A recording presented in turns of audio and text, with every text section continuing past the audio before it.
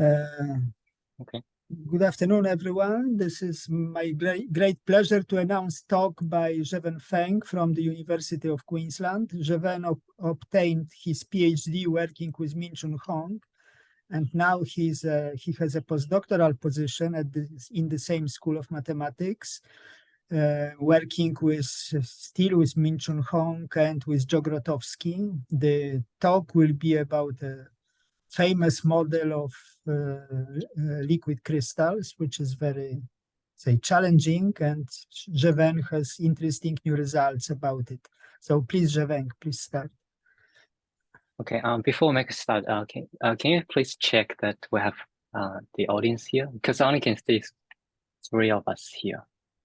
No, because you can see only the panelists. There is audience. Oh, okay. All right. Good afternoon, everyone. Today I'd like to talk about the existence and convergence of the Beris-Edwards system with general Landau de Johnson energy.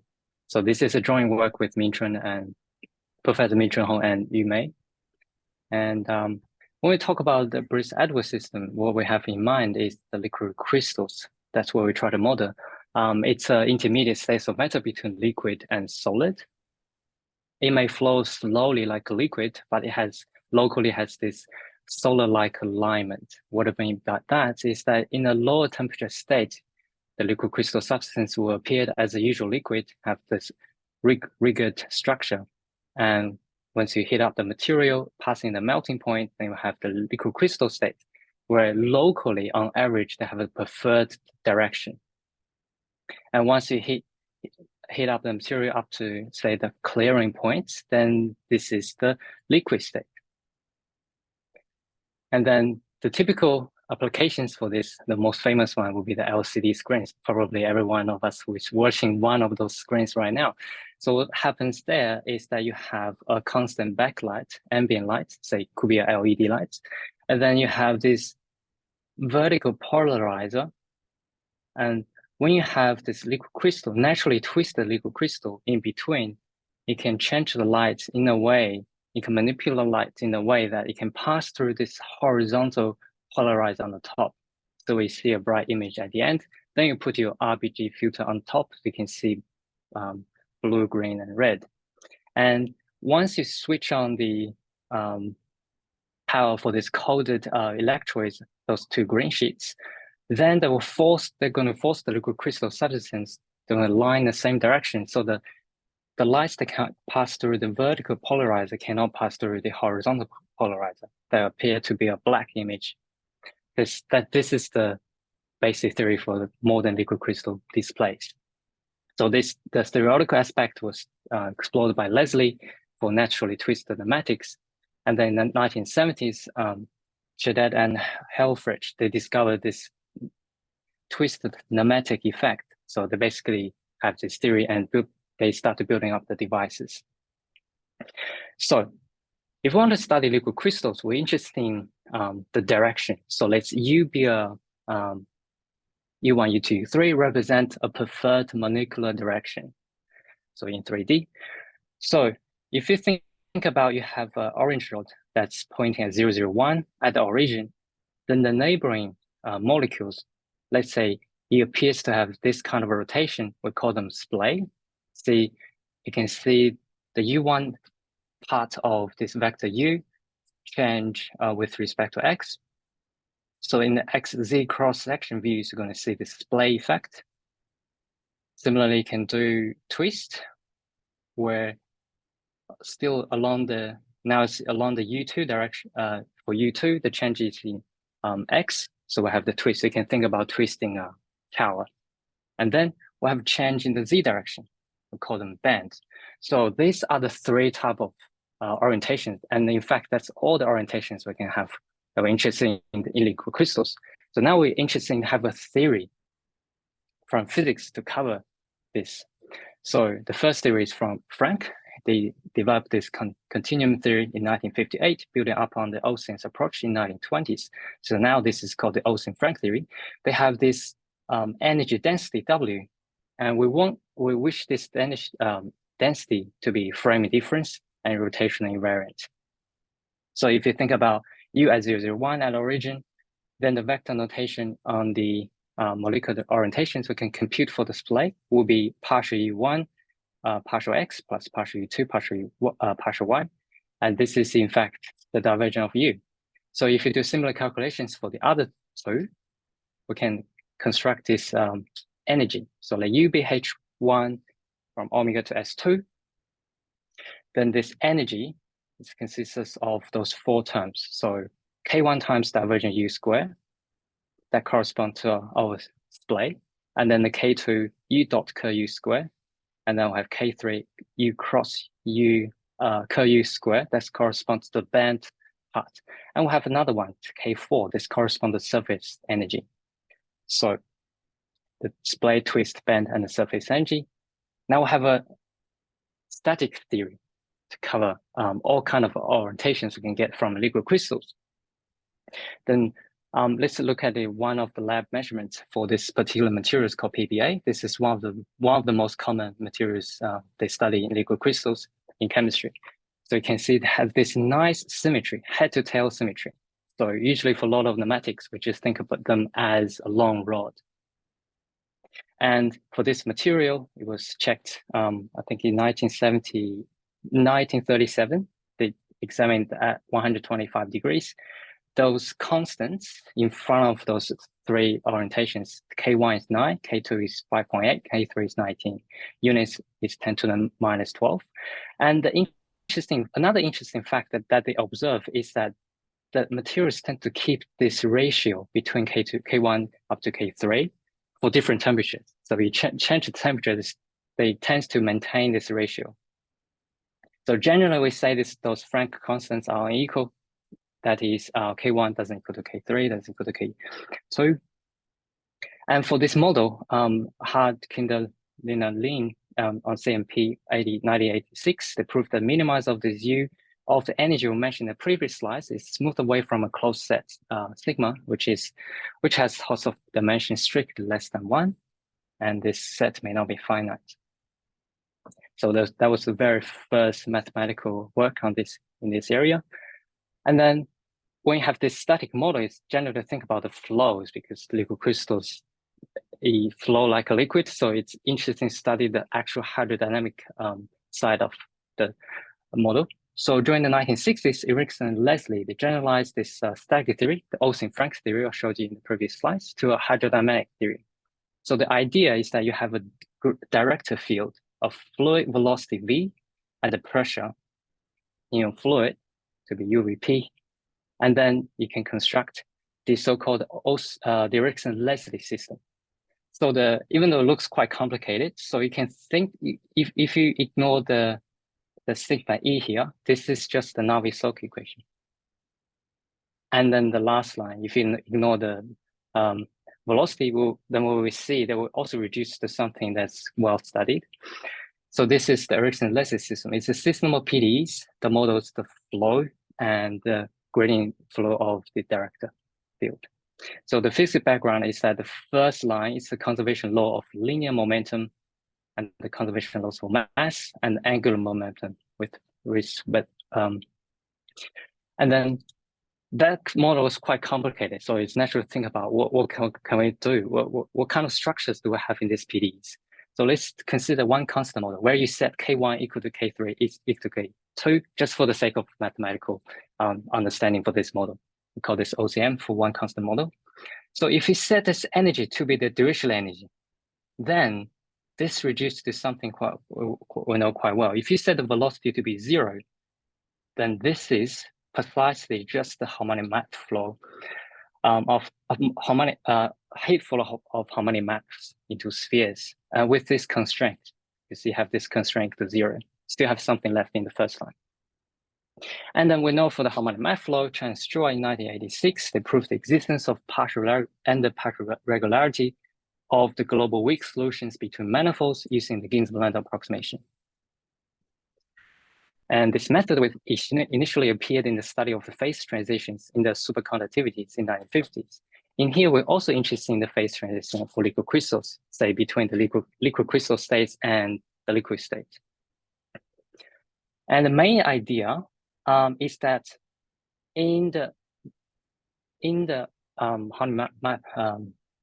heat flow, you have this restriction U lives inside of S2. And the PD is relatively complicated study, but we can relax this, change to U epsilon that lives in R3, and at this cost of the penalized energy. So instead of the dirichlet energy, you have this additional term, this 1 minus U square over 2 times epsilon square. So that leads to the Ginzburg-Landau approximation for the Ericsson-Leslie system proposed by Lin and Liu in 1995. So they proposed this system and they proved the existing solutions in 2D and 3D. So now we have this approximation system. The question is, if you use this system to approximate one constant model for the Ericsson-Leslie's, how do we show that in the limit, this U actually solves the original PDEs that we're interested in? So that boils down to the so-called Lin-Liu problem. So does UV and U epsilon and V epsilon converge to functions that solves the original Ericsson-Leslie system as epsilon goes to 0? So there's been a lot of work in this area. In 2000, Lin and Liu proved convergence up to a Rudolph measure. And in 2010, Professor Hong proved the convergence for the one constant model in 2D. And then 2 years later, Hong and Xin, they generalized to the Olsen-Frank model. So from this line onwards, there's no Dirichlet energy anymore. This is a full Olsen-Frank energy. And this is in 2D. And then Hong Li Xin in 2014, they proved in 3D, in dimension 3, they proved the strong convergence. And then 2020, me and Hong and Mei, we proved the smooth convergence in 3D with more complicated models. So this problem provides further motivations for the generalizations for this Ericsson-Leslie system. Remember the topic, we're trying to study the Beris-Edwards system. So, and that is the generalization for this Ericsson-Leslie's. So let's give some background for this Beris-Edwards system. So the most general elastic theory for nematics is that describes all three orientation types that we mentioned in previous slides. That's called the Landau-de Dijon theory. So Pierre-Gilles Digens was awarded the Nobel Prize in 1991 in physics for his work on liquid crystals and polymers. So this is quite famous work. And the reason why we're so interested in that is that when you have a non-simply connected domains, this is picture took from the paper by John Ball. If you have vector representation, you're going to have artificial singularities here. But if you use Landau-de Dijon's model, there's a tensor representation that's isomorphic to the projective planes, then you don't have those artificial singularities anymore. So it is isomorphic up to scaling. And also in 2004, the physicists actually found this materials called the biaxials. So basically it's a banded molecules in a way that you need two directors to model this type of molecules, N and M. And the Landau-de Dijon framework can work for both uniaxials and biaxials. So it's a more general model in this setting. And the story behind this is that in 1971, Digens introduced the Q tensor order parameter. So it's Q in this S0, that's a 3x3 matrix, symmetric and trace-free. So there's a summations on I. And then for Q in W12, the Landau-de Dijon energy is the following. So you have this Fe, that's the elastic part, that's similar to our Olsen-Frank energy density. And you have this bulk part, Fb. So the elastic energy density, Fe, is given by the following 4 terms. Remember back in the Olsen-Franks, we also have 4 terms. They have this correspondence to each other. And the Landau's expansion is very good at studying the phase transitions. So Fb consists of this trace of Q square and trace of Q to the power 3. These are the matrices multiplications, and you have trace Q square. And those ABCs are material constants. They are positive, assumed to be positive. In his most cited paper, he initially only put up the first two terms, also required to be framing difference and a rotational invariant.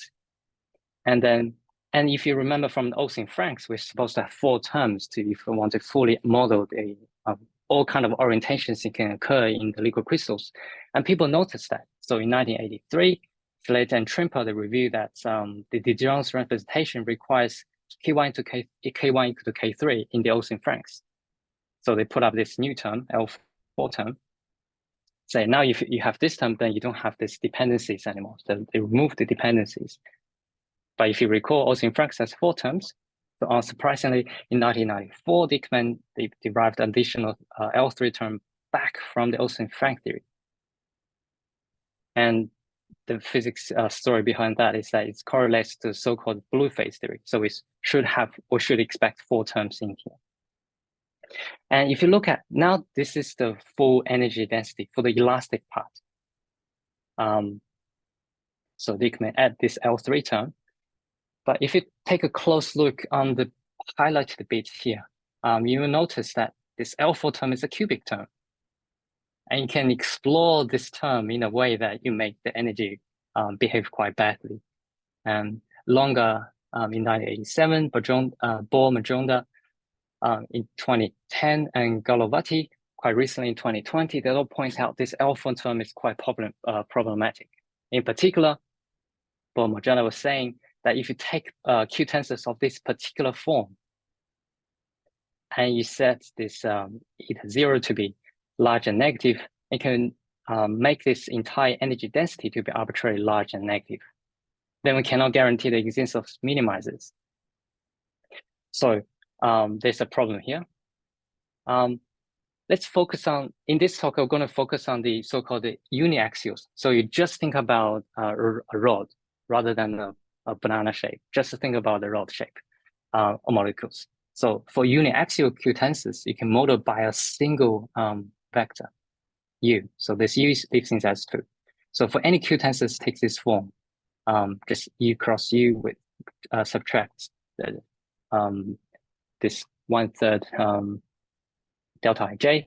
So if Q is if you only consider Q tensors in this space, we'll notice that this L4 term, if you remember for all the Olsen-Franks, we never run into this problem. We never have this problem with the minimizers. All the terms are square terms. So the idea is that if it doesn't have trouble there, and this Landau-de Dijon elastic energy is the same as Olsen-Frank energy. So we should expect for this particular space, we should be able to write something in squares. So which we did that. So we found out that the cubic term can write into this fourth order term. Remember, there's a square here. So this is a fourth order term as second order term. That means you can you can replace that cubic term into this second order term appeared in here and the fourth order term. Now, provided this L1 L2 is bigger than this constant, provided suitable choices for this L1 up to L4, then we can say this is all written in square form. And let's look at study in this area. So for the case of L2, L3, L4 equal to 0, if you look back, that means we only have this Dirichlet energy again, similar to the Dirichlet energy studies in the Erickson-Leslie's. If you just consider the Dirichlet energy, Majonda and Zanescu in 2010 introduced this rescaled energy.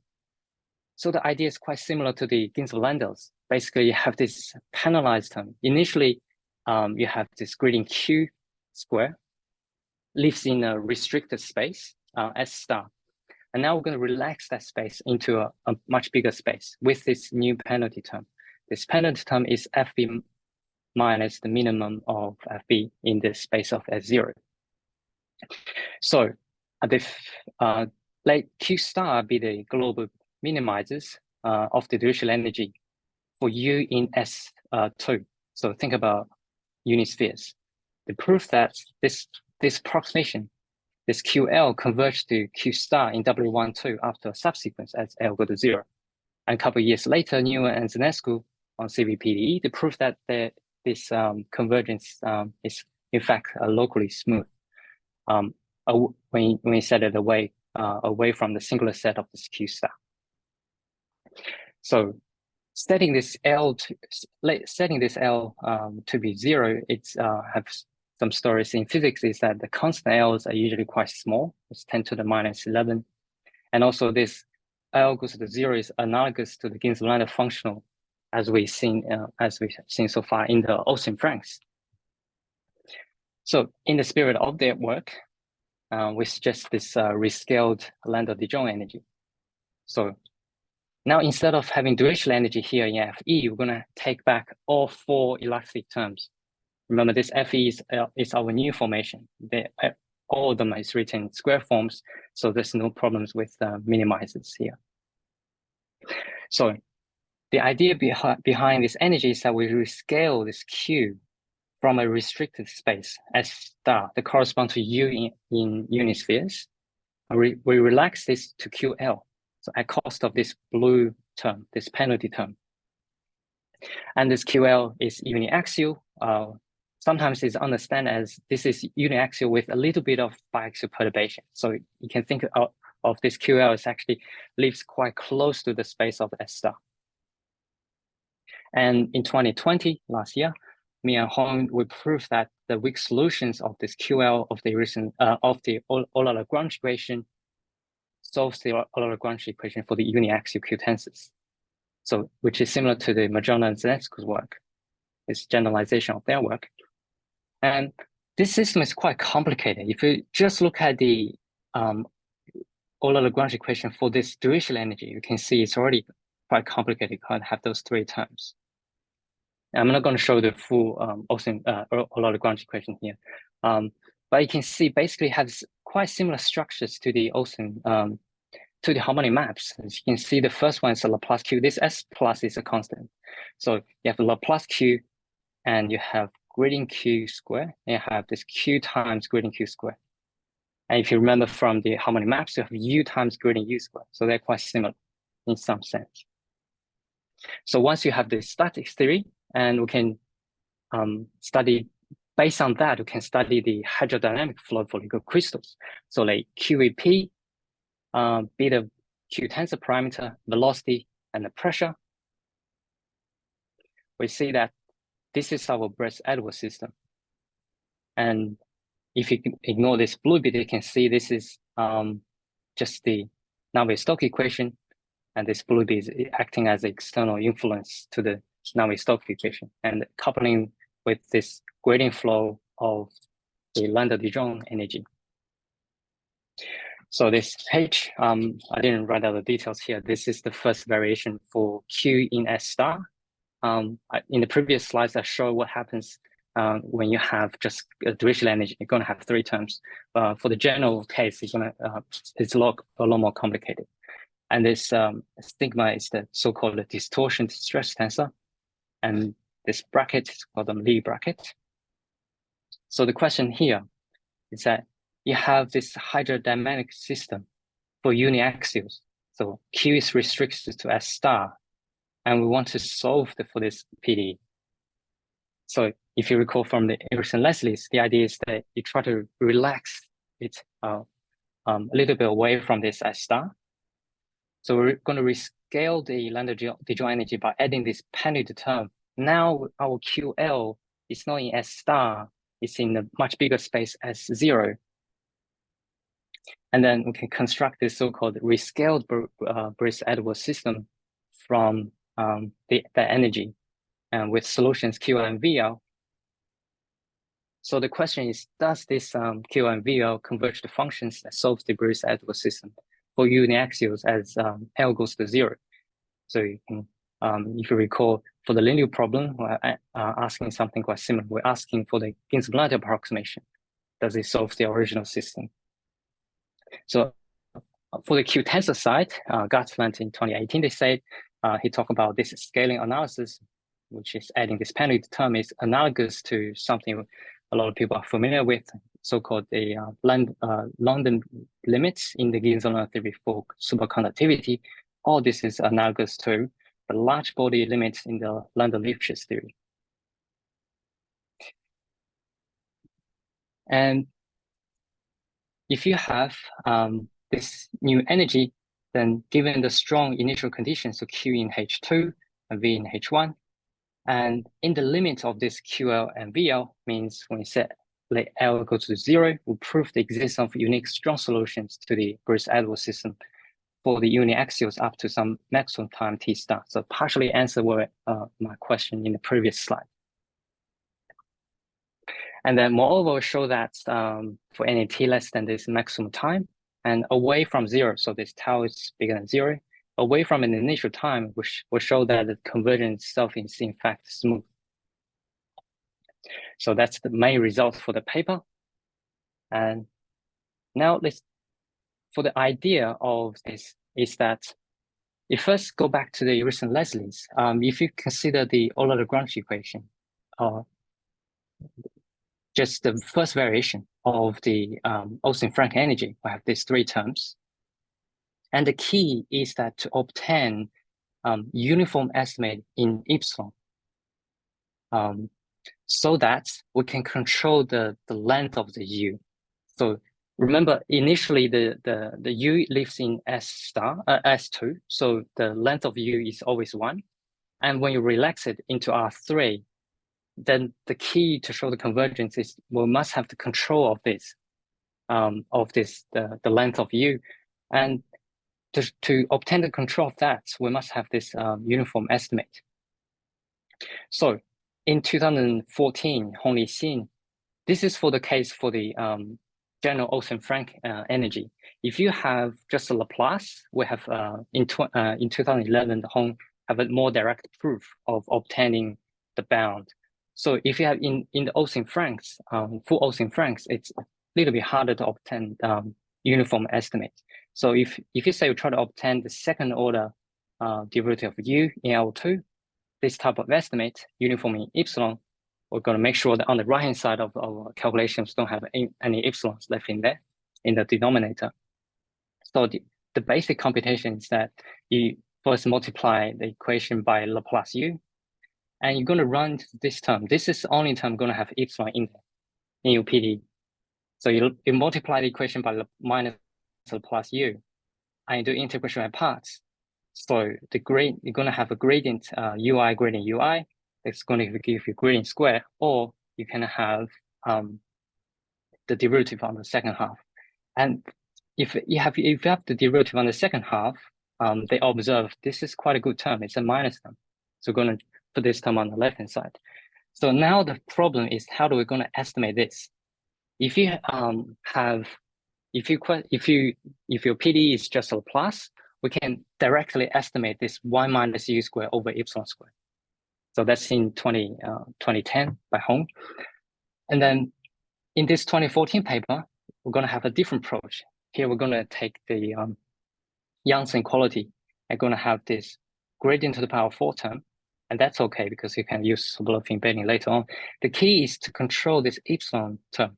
Remember, this is a good term. Now the key is to control this eta times this 1 minus u squared. And in their work, it's really nice in a way that it can use substitutions. So this is the first variation. If you recall for the PD, this first variation equals to the ut plus the velocity term and other terms. So basically this y minus u squared, you can replace this by the rest of other terms in your PDE. That's mainly the breakout in that, the work in the paper.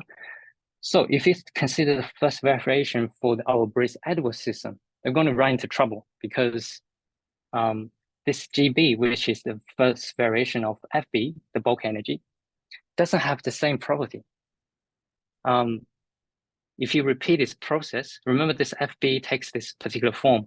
In fact, it's mainly this B over 3 traced to the Q to the power 3 term is bad. This term is quite hard to control. It's quite difficult to write back into something we have in PDEs. And if you multiply the equation PDE by Laplace QL, we're not going to get the same result. So we cannot apply the substitution technique. So here we'll try something different. The idea is that if you try to get uniformity in L estimate, remember QL is understood as uniaxials plus a little bit of biaxial perturbation.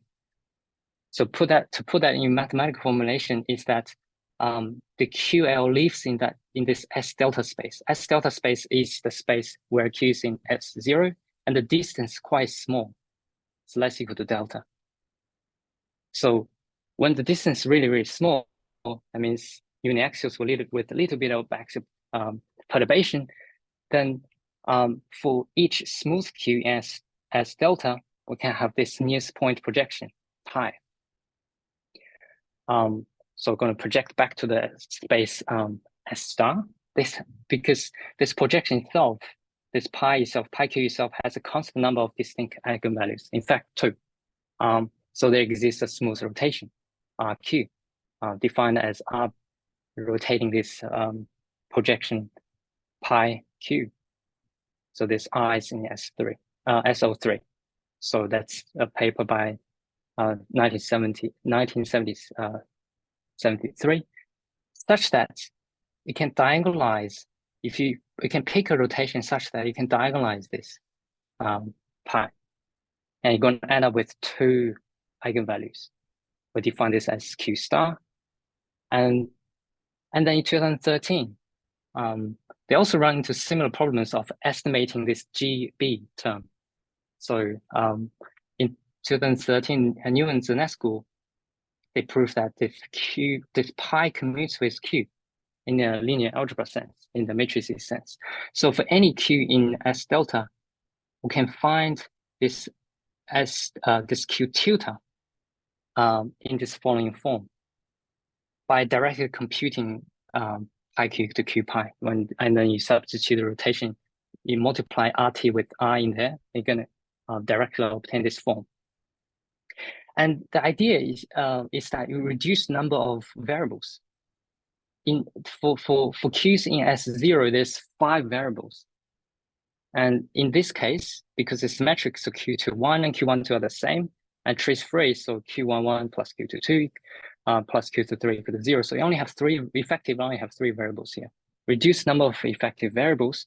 Then we show that the Hessian of the bulk density of this Q plus, only had this Q plus, is bigger than this Hessian is strictly positive definite. So that's really nice, but we've got to communicate this back to the original Q. So we don't want any rotations appeared in our calculations when in the end we try to get the estimate. So for any QL in S star, using what we had in the previous slide, and if you substitute gradient Q with this C here, you're going to obtain this following formula.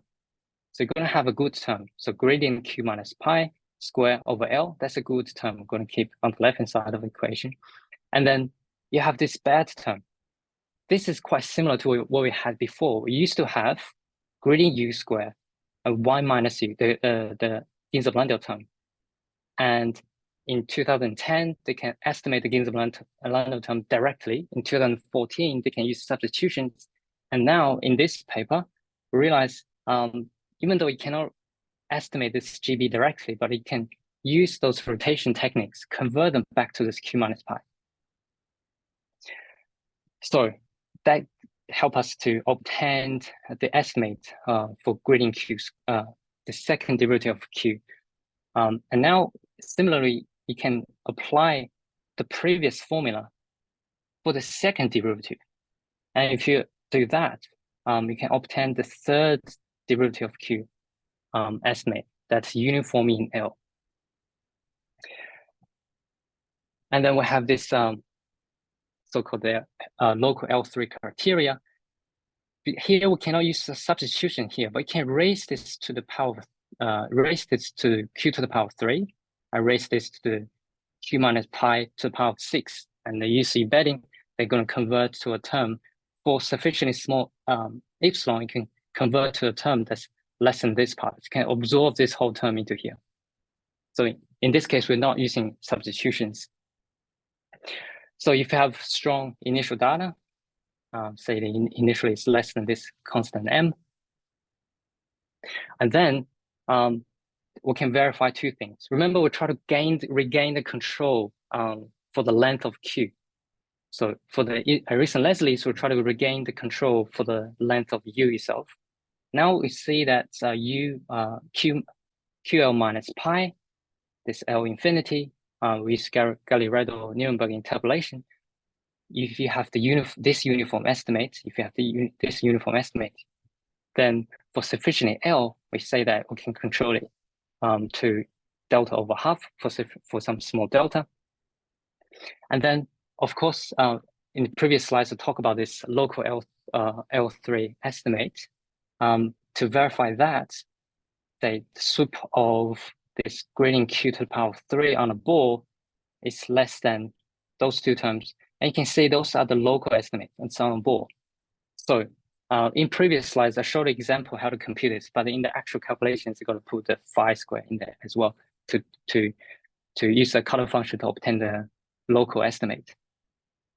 So then for sufficiently small L and for some uniform constant T R0 in L, we obtain those two controls that allows us to get the existence of a unique strong solution to the Beris-Edwards system up to some T.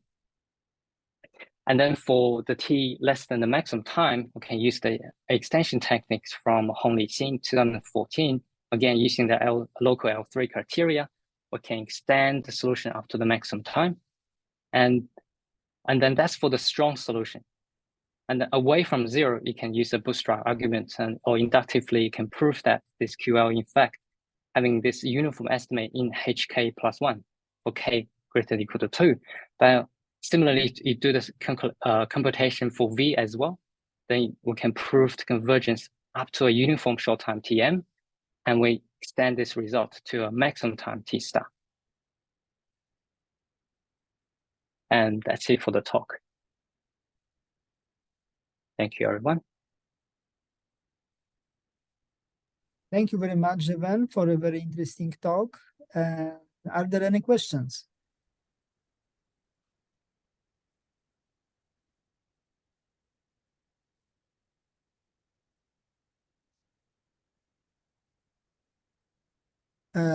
Maybe I will start. Do you have for this model for Beris-Edwards system, do you have any result about the size of the set of singularities? No, because it doesn't tell what happens when you get closer to, it doesn't tell you anything about what happens at the singularity. So this is just the convergence before the maximum time T star. So at the maximum time, it may at this possible singularities, then it doesn't tell you things about it. It basically just this gradient Q to the power 3. This condition is violated. So don't know the size about that.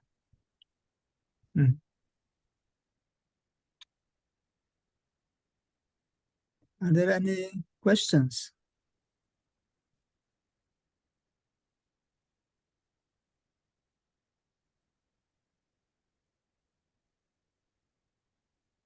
I will ask one more question. So you are using a sort of, at least you named it as a sort of Ginzburg-Landau approximation. It's quite similar, yes. Yes. So from the point of view of statistical physics, it would be natural to take, say, a particle system on a lattice and take a limit and to look what we get in the limit. Are there any works in this direction? Is it possible to? I'm not aware of those, but that could be a possibility. The Q tensor is also used in many other areas. I was thinking this kind of definitely could appear in other areas of study as well. It's quite natural. This relaxation is quite natural to consider. But it definitely is different from the Olsen-Franks. So you can think this as another way. If you change this to the dirichlet energy, this is just another way to approximate the harmonic maps into spheres. Yeah, It- of course. Yes, yes. Mhm. They are not exactly same as Ginsburg Landos, but share a lot of things in similar. Again, this Yeah, FB of stuff course. is proposed by Landau himself. So you Mhm. could, Mhm. yeah, yeah.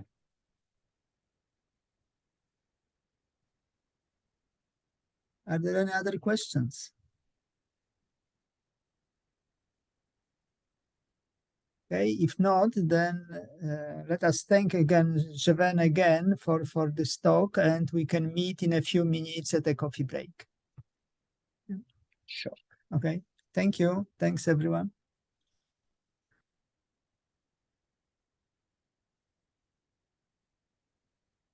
So if there are no more questions, I will finish now.